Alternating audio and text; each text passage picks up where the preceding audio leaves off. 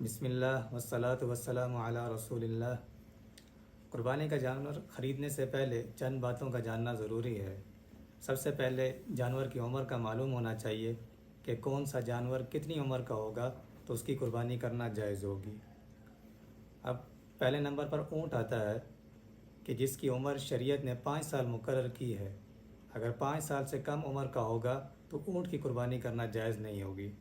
دوسرے نمبر پر گائے بیل وغیرہ شریعت نے اس کی عمر 2 سال مقرر کی ہے۔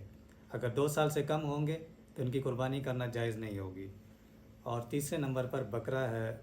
بکری ہے، ان کی عمر شریعت نے 1 سال مقرر کی ہے۔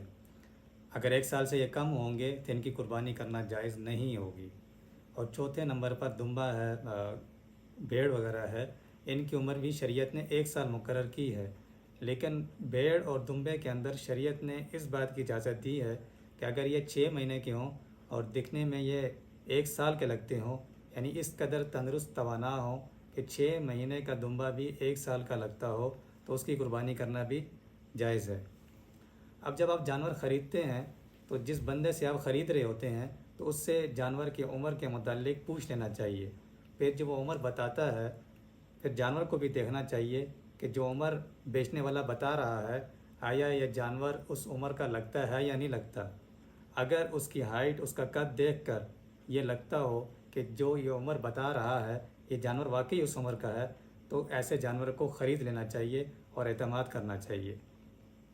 پھر عمر کے بعد جو دوسری چیز جس کا جانور میں دیکھنا ضروری ہے وہ عیوب ہیں کہ جن کو شریعت نے بیان کیا ہے کہ اگر یہ عیب جانوروں کے اندر پائے جائیں گے تو ان کے ہوتے ہوئے جانور کی قربانی جائز نہیں ہوگی۔ سنن ابو داؤد کے اندر برا بن عازب رضی اللہ تعالیٰ عنہ رسول اللہ صلی اللہ علیہ وسلم کا یہ ارشاد نقل فرماتے ہیں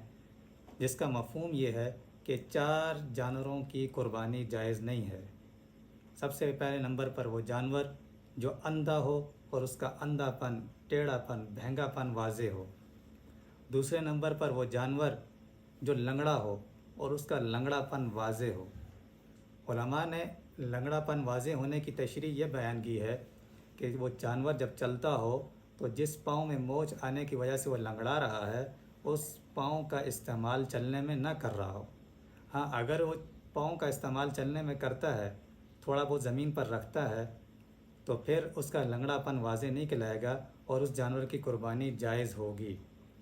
تیسرے نمبر پر وہ جانور جو مریض ہو اور اس کا مرض واضح ہو۔ اس کی جو تشریح علماء نے کی ہے وہ یہ کی ہے کہ کوئی مرض اگر جانور کو ایسا لگ چکا ہے کہ جس کا اثر اس کے گوشت میں جا چکا ہے تو ایسا جانور بھی اس کی قربانی کرنا جائز نہیں ہوگی۔ اور چوتھے نمبر پر حدیث شریف میں جس چیز کو بیان کیا گیا ہے وہ یہ ہے کہ جانور اس قدر کمزور اور پتلا ہو کہ اس کی ہڈیوں کے اندر جو گودا ہے وہ بھی ختم ہو چکا ہو، تو ایسے جانور کی قربانی کرنا بھی جائز نہیں ہے۔ سنن ابو داؤد کے اندر ایک اور روایت حضرت علی کرم اللہ وجہ سے مروی ہے، فرمایا کہ رسول اللہ صلی اللہ علیہ وسلم نے ارشاد فرمایا، یعنی ہمیں حکم دیا کہ جب ہم جانور خریدیں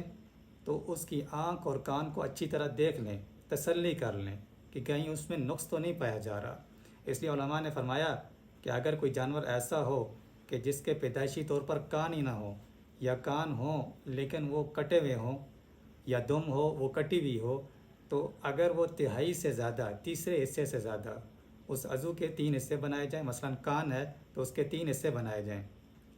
اور تیسرے حصے سے زیادہ حصہ اگر کٹا ہوا ہے تو پھر اس کی قربانی کرنا جائز نہیں ہوگی، اور اگر تیسرے حصے سے کم کٹا ہوا ہے تو اس کی قربانی کرنا جائز ہوگی۔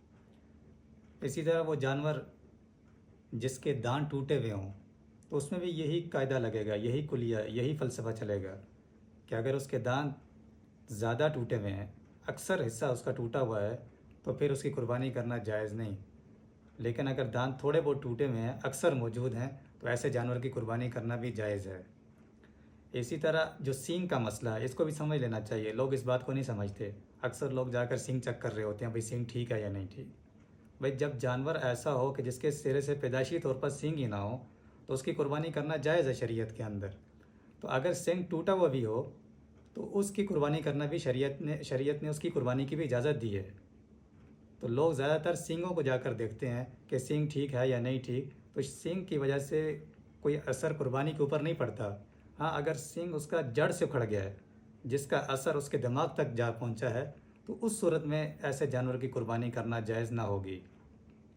اب جو عیب میں نے آپ کو بتلائے ہیں، یہ عیب اگر خریدتے وقت موجود نہیں تھے، آپ نے جانور خرید لیا، آپ خرید کر گھر لے آئے، راستے میں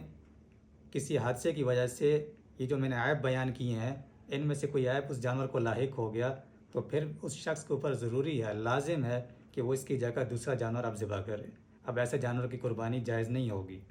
لیکن آپ جانور لے کر آئے، گھر لے کر آئے، وہ جانور ٹھیک تھا، عیب سے پاک تھا، اور جب قربانی کا وقت آیا اور ذبح کرتے وقت جب آپ نے اس جانور کو گرایا تو گرنے کی وجہ سے اگر کوئی عیب اس میں پیدا ہو گیا تو ایسے جانور کی قربانی جائز ہوگی۔ تو ان باتوں کو اچھے طریقے سے سمجھنا چاہیے